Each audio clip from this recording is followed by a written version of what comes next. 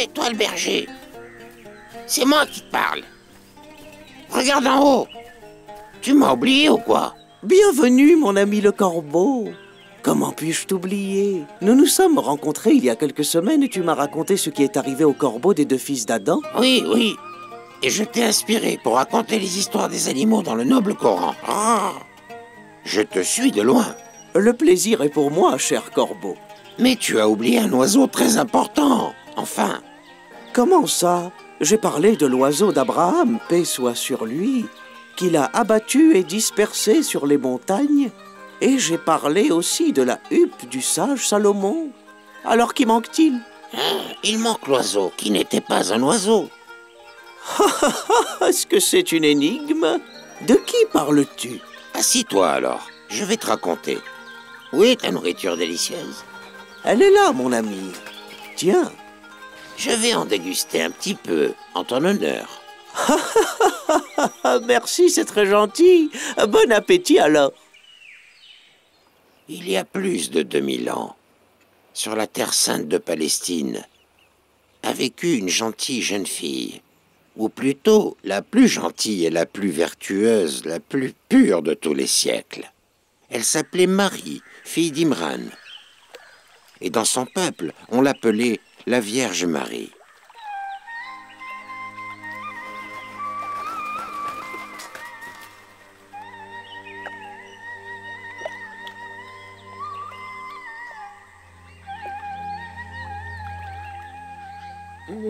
J'ai tellement soif.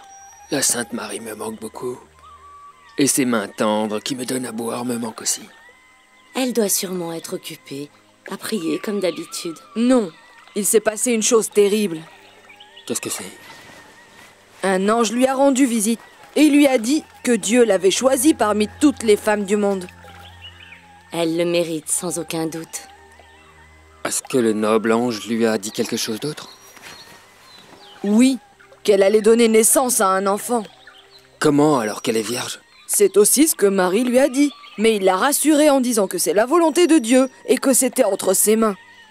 Oh mon Dieu, comment Marie va-t-elle expliquer cela au méchant peuple qui marche au-dessus de moi?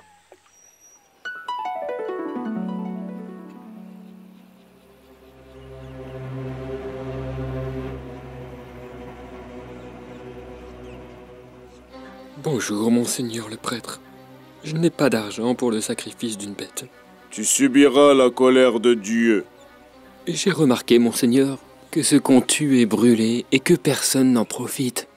Et moi, je suis un pauvre homme, et ma famille a vraiment besoin de nourriture. Es-tu devenu fou? Il faut que tu sacrifies une bête sans même demander. Et si je ne possède pas d'argent? Tu subiras la colère de Dieu. Allez, va-t'en d'ici! Bonjour, prêtre Sadouké. Je ne peux pas abattre de veau. Puis-je abattre des colombes? Bien sûr que tu peux. La seule colombe qui reste est à 10 sous. C'est beaucoup trop. Qui a défini ce prix? Mes enfants qui font du commerce dans le sacrifice des colombes. Et crois-moi que tu n'en trouveras rien que chez eux. Arbre de rose? Aurais-tu des nouvelles par hasard de la Dame Marie? Ne t'inquiète pas, Dieu la protège. Voici le rossignol qui nous porte les nouvelles. Quelle chance tu as de voler, mon ami Roussignol. Tu as le pouvoir de voler tout en haut et voir tout ce qui se passe autour. Comment va la reine des femmes sur terre, la Vierge Marie? Ça y est, elle a accouché. Ah oui, vraiment?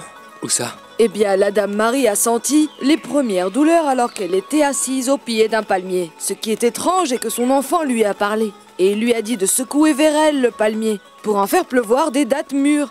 Alors elle a mangé et a bu et s'est réjouie à la vue de son merveilleux garçon. Le nouveau-né lui a vraiment parlé? Oui. Comment est-ce possible? Je ne sais pas, mais elle l'a mis au monde sans père. Un miracle de Dieu. Alors pourquoi êtes-vous surpris qu'il lui ait parlé? Regardez la femme qui marche là-bas.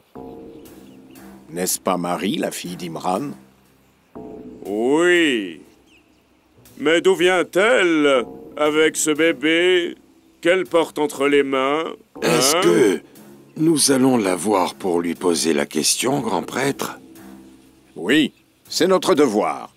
Je me demande quelle est bien l'histoire qu'elle va nous raconter.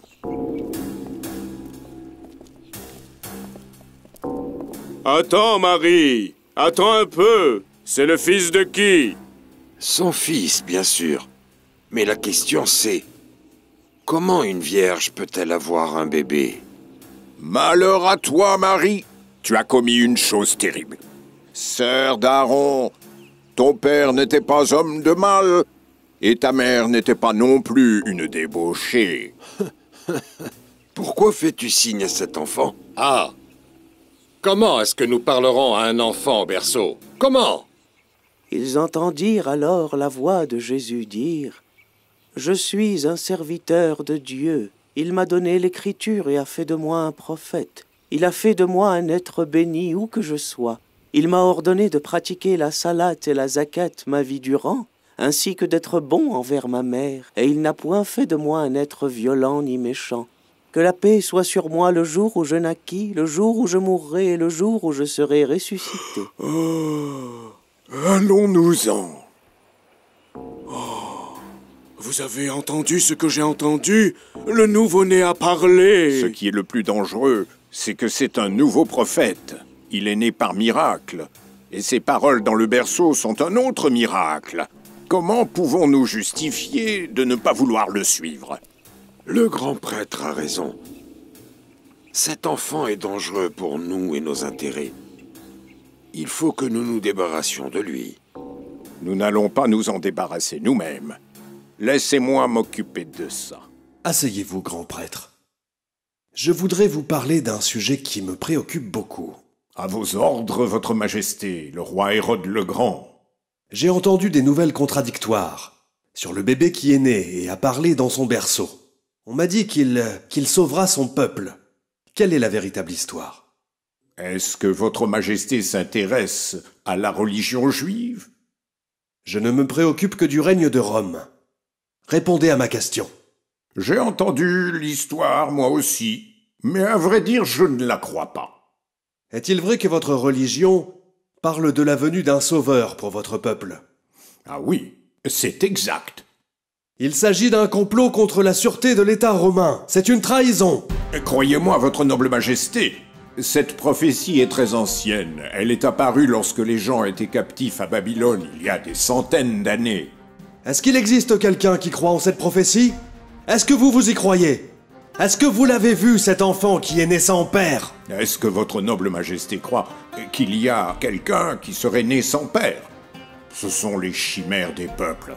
Rien d'autre ne refoule le sommeil des yeux des dirigeants que les chimères des peuples.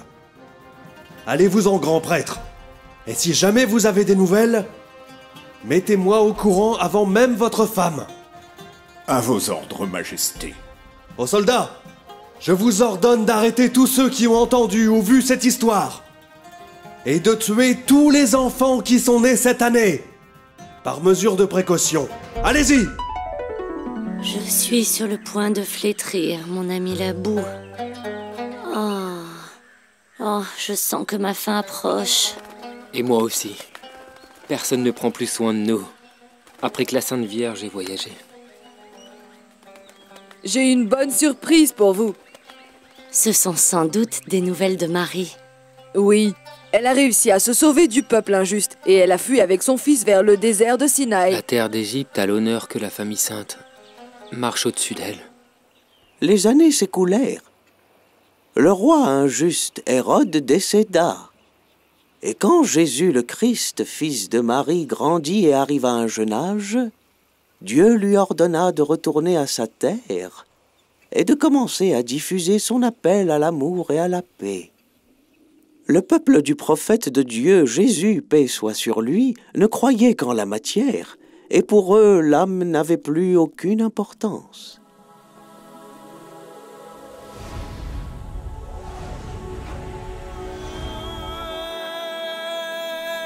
Mais pourquoi Jésus fabrique-t-il une statue de boue en forme d'oiseau? Tout comme toi, je ne comprends rien non plus.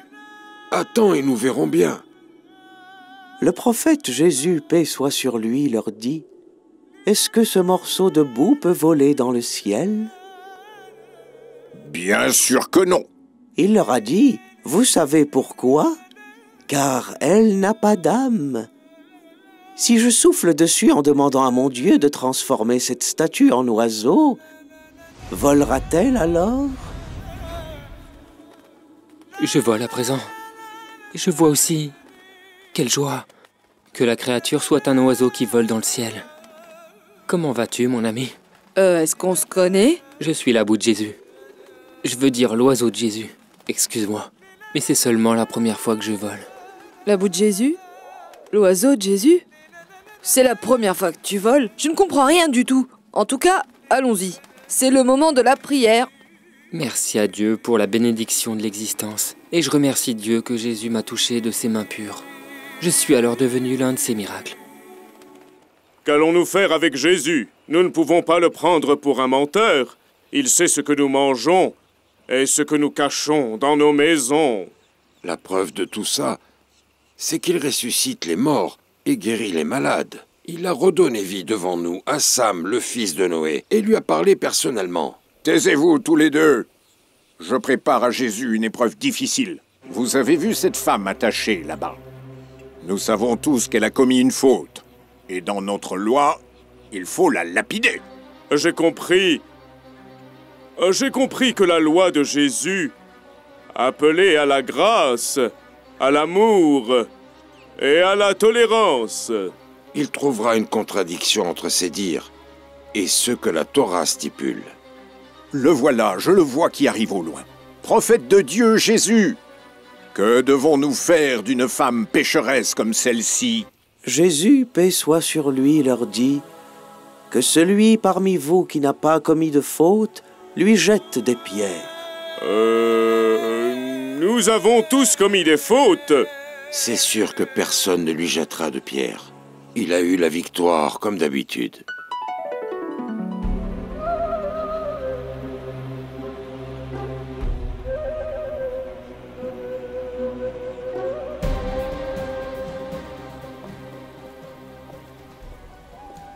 Je suis venu pour vous vendre le corps du Messie.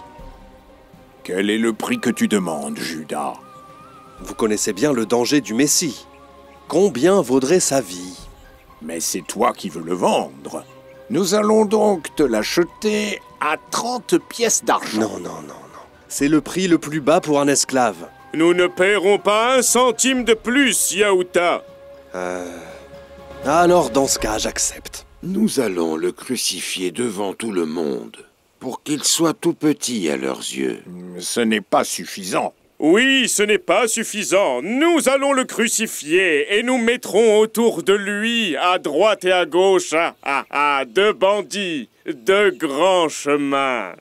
Et de cette façon, sa mort sera lente et douloureuse, et humiliante aussi.